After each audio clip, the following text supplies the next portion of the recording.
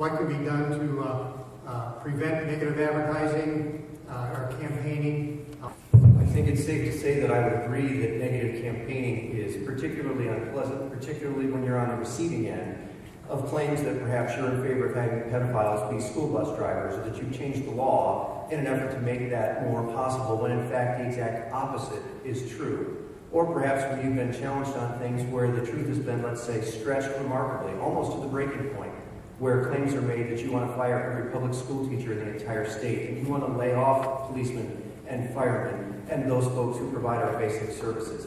I find that to be very troubling, and in fact that does nothing to raise the debate to the issues about how we can balance the state's budget, how we can solve the school funding problem, and how we can get Ohioans, you and your families, back to work so that our state has the opportunity to be great again. And it would be terrific if all negative campaigns stopped and people talk about the issues. Brady, it's hard as a candidate to put your name on the ballot because you know that you're going to have to go through this type of scrutiny.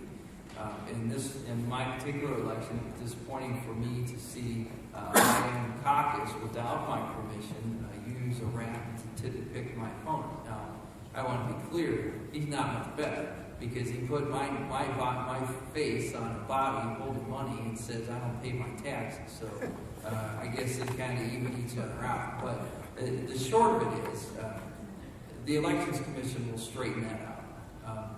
But it is a shame that we can't talk about the issues, we can't talk about where Ohio is and where it's headed to.